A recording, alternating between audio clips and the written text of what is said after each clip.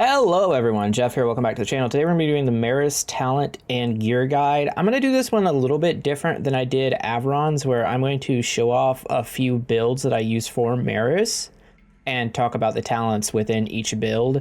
We should go over most of the talents that way, and it makes more sense because Merris has a lot more going on and is also, the builds are a little more focused as opposed to just wanting to have get a bunch of defense and win, right? So let's look at, I have the magic missiles build here loaded right now, so we're gonna look into that. Some of these points are adjustable. I'll talk about it as we go.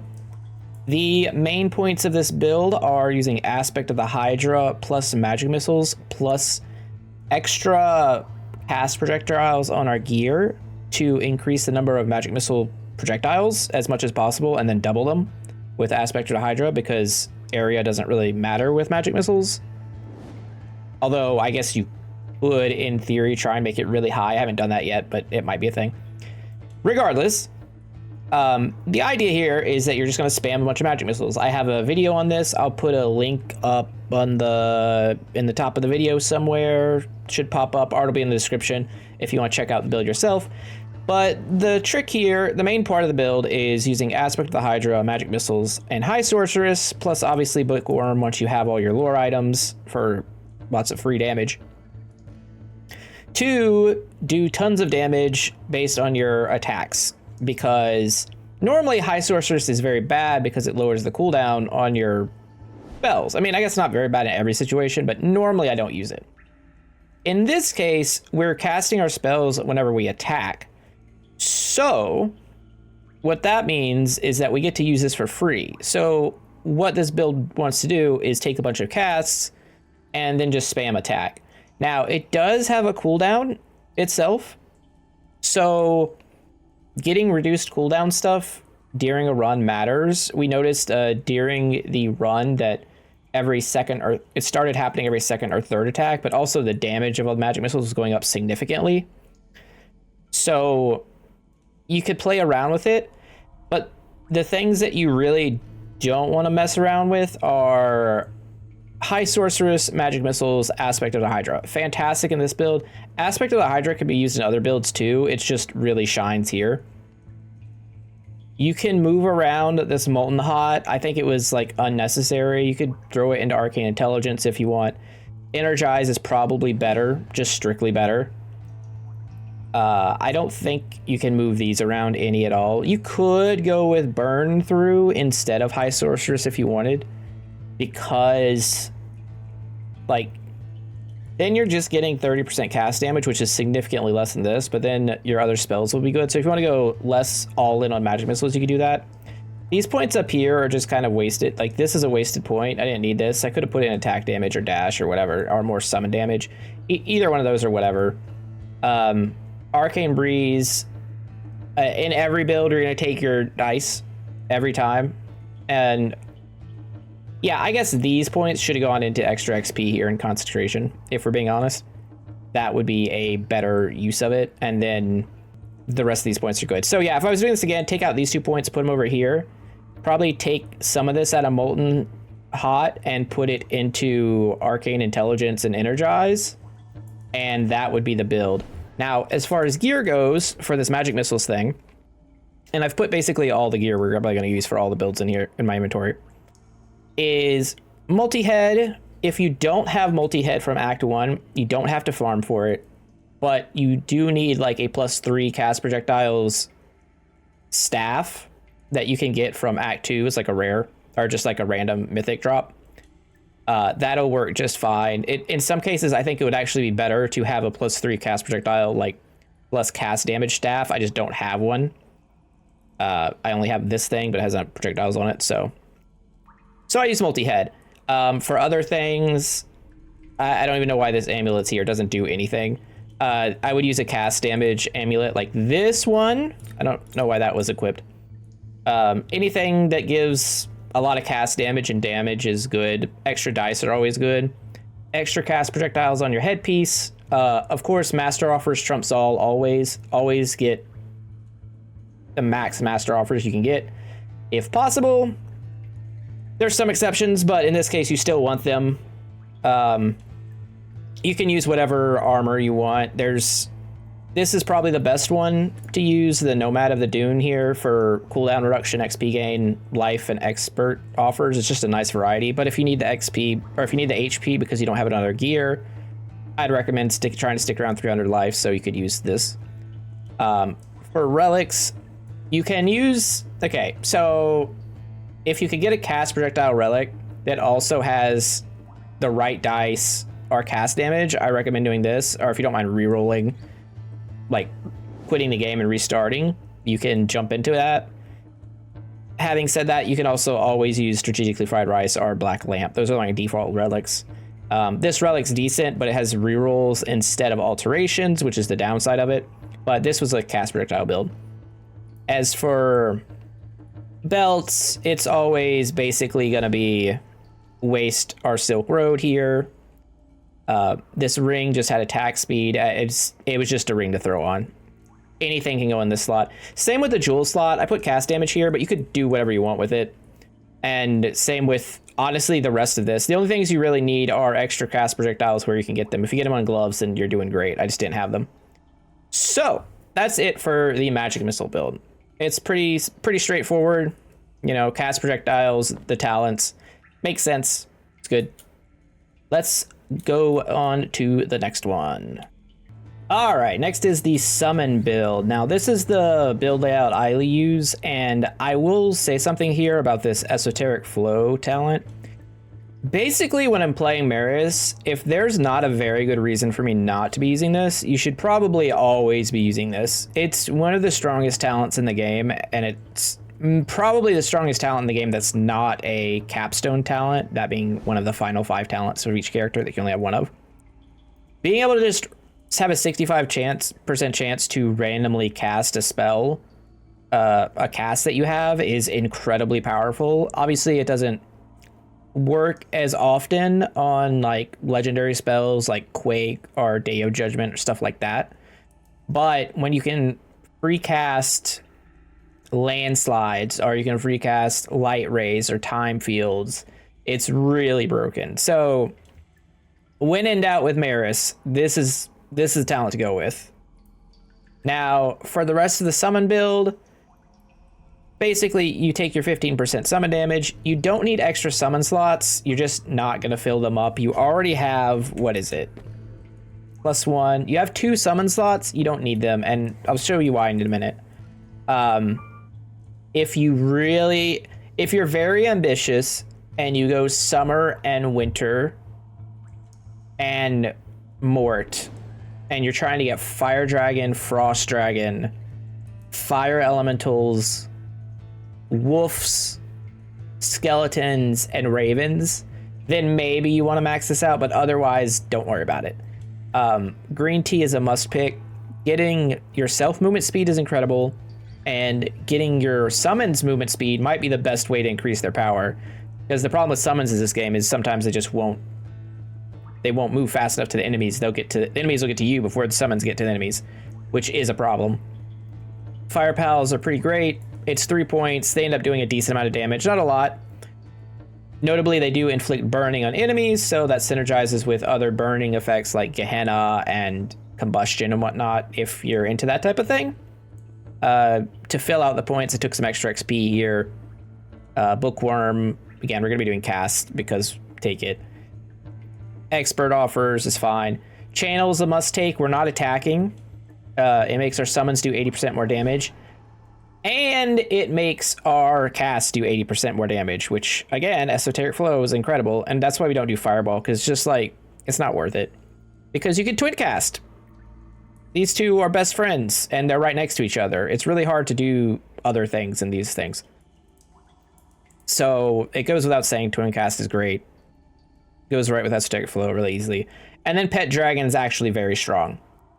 It just does a lot of summon damage. I will note about Esoteric Flow, luck chance on your gear does not affect the chance of Esoteric Flow happening, so don't try and like make that work to where it happens every time. Or if you were trying to and you couldn't figure it out, that's why it doesn't work. As for gear, and this is kind of what makes the build, basically we're just going to put on all summons. I've got 3 parrot gloves here. I've got a dragon here. I've got a parrot here. I've got a dragon here. I've got the genie here. On boots, I don't have anything. I don't know if summons can come on boots. I don't think so. I don't think I've seen one. I've got a dragon on my ring. I'm using the waist belt for more legend and master offers, and I'm using the scepter of domination to increase our attack damage by our summon damage. Doesn't matter, we're not attacking.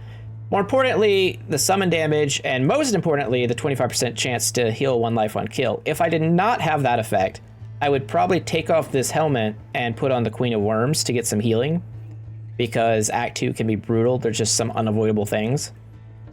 And your summons are going to be doing a lot of killing. So generally what I would say is get the most dragons you can on your gear. I think dragons are better than parrots. In addition to that, what's very important when you're trying this build, so like this jewel, not very good. It has a dragon, but it doesn't have adept offers, which is what you want in a jewel, or summon damage. So I'd look for those things. Now, blessing level up offers is pretty good, but still not as good. Same with this ring. You'd probably want adept offers or legend offers or summon damage plus the dragon. Same with this headpiece, except it's life and master offers. The master offers here aren't maxed out, but it's still fine. Again, rather have a dragon here, but this is like a really good amulet. It's a parrot plus summon damage. Black lamp goes without saying. The genie gets buffed from damage. It's legend offers, master offers, some dice. It's really good.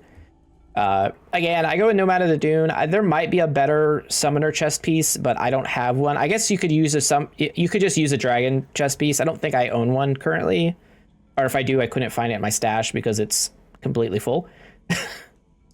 But the general gist of the whole build is you stack yourself up with summons, so that way you can take casts in addition to whatever summons you take during the build, and you're kind of this like dual spec. It's really strong. I don't know if it's really like D100 ready, but it can clear 50 easily. But yeah, that's basically all I wanted to go over for the summon build. All right, next up we're going over the dash build. Again, we take our alteration dice, and we're just going to go straight down the dash line. Getting extra dash damage in area is great. Get some extra XP here. This is also where we're going to like fill out our spots. You could also put this in experience pool depending on your preference and gear. If you're missing some experience pool on your gloves, you can put points into this instead of this. It's really up to you. And that applies to most characters. We go lightning circle because we're putting stuff into dash. That's like our whole goal. We're going to take this so that we level up our dashes, so that dash circle does more damage. We're going for extra expert offers because we want at least an expert offer dash. Again, we're going that steric flow and twin cast because we will grab a couple casts, probably time stop and our time field and landslide, and then we go with dash recharge speed is increased. Pretty straightforward build here with the talents. Not really too much to talk about. They're all very straightforward. Now, dash circle does scale with dash damage on your gear. Now, I don't have a really good dash setup for Merris. I just don't have all the proper gear for it. So in my case, what I would do is take the strategically fried rice to get the max amount of dice so that we can make sure that we're leveling up our dash as fast as possible and getting the right cast we want. There's some good dashes. There's some bad dashes. Good dashes are like Trail of Fire, Vortex. You could do some stuff with Ball Lightning, but that would take its whole video to get into. Blades isn't terrible. But yeah, stuff like that. And then you will take some casts depending on what gods you've chosen. Anyways, you're basically going to want to take dash damage and dash damage. Dash duration is fine too, but dash damage is more important. You also, very importantly, you want some boots with a dash charge and minus 30% recharge speed. I know that sounds bad, but the extra dash charge is going to make a big difference. Plus, if you can get dash charge and recharge speed on the same boots, which I don't think I've seen yet, but if you can get it, it's really, really good. From there, you just kind of fill out the rest of your slots. Again, we have 341 life with this setup. This 8-color staff is terrible because it doesn't really focus on one thing. Most rare mythic staffs, like just like randomly generated, like a dash one would be better. I just don't have one. You could also like use inscription if you wanted for big area dashes. If you want to have fun with like a giant vortex build and make black holes. pretty good. And then, you know, Queen of Worms is your regen. It's nice to have chance to heal on kill on some part of your gear. But yeah, that's the dash build. Not too much to talk about with that one, but it's pretty good. It's strong. Again, we just I don't have the gear to maximize it, so it's tough to really push high difficulties with it. It's still kind of busted because it does use the esoteric flow thing, but that's how it is. Now, next up, we're going to talk about telekinesis, aka infinite pull Merris. Now, this build is actually kind of ridiculous. You basically just follow the right side of the tree, and there's not a lot of room for adjustment here. You get your rerolls, you get your cast damage, you get your XP, you get your pull area. You have to take your pull area, non-negotiable. Bookworm, of course. Attunement's really good. Expert offers is great. This depends on your gear. You could adjust this one to Molten Hot if you wanted. And you could also adjust this one to Channel. Totally viable. In fact, Channel might actually be better here. Really depends on what you're doing and your current gear as far as like Master and Expert offers and whatnot. So I would say these are the main two things of exchangeable points. And then again, Esoteric Flow, Twin Cast every time. And then Telekinesis. So Telekinesis increases your pull area by 100%. And then you get 0.6 cast damage for every 100 pull area you have. Well, it's pretty good because we have 24,000 pull area right now. Someone can do the math. I might put it up on the screen. I'm not gonna do it in my head because I can't. But the joke is that you're gonna want to use this Pharaoh Belt for 4,800 pull range. And you're going to get all the XP gain. It's gonna be fantastic. As for gear, I kind of like to use a mix. We're have a little bit less life in this build and very little defense, but it doesn't matter because everything just dies. I do like to run Arabian Night for extra adept offers and slowing enemies down early. I like strategically fried rice for getting the spells I want. Again, Merris heavily about the spells, landslide, time field, light rays. So good. Blades is pretty good too. I'm using the Sorcerer's Ring for extra cast damage. Cash damage is probably pretty good too. And more legend offers. Now, our offers aren't amazing here. That's one thing about this layout, using the fried rice over the black lamp. If you want to see more and you're a little greedier, you can throw this on and get 18 master and 72 legend if you want to see more legend offers. This is more consistent and you'll win more with this. This one easily clears Darkness 100, no problems. As far as the weapon goes, this staff is okay. There's better ones. A notable thing about this is above the little spot where it says DPS, it's actually doing globally plus 62% damage, so it's actually 120% cast damage, which is why I'm using it. Plus the cooldown reduction for the spells and more XP gain is just good. More cast projectiles might be better. I just don't think I have a better staff for it. This headpiece is insane. It goes for itself. 2 cast projectiles, life, master offers, more experience. More experience is really good here because you're picking up everything.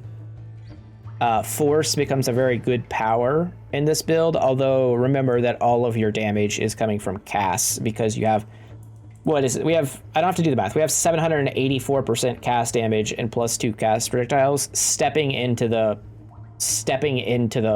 freaking arena. Like, this is ridiculous.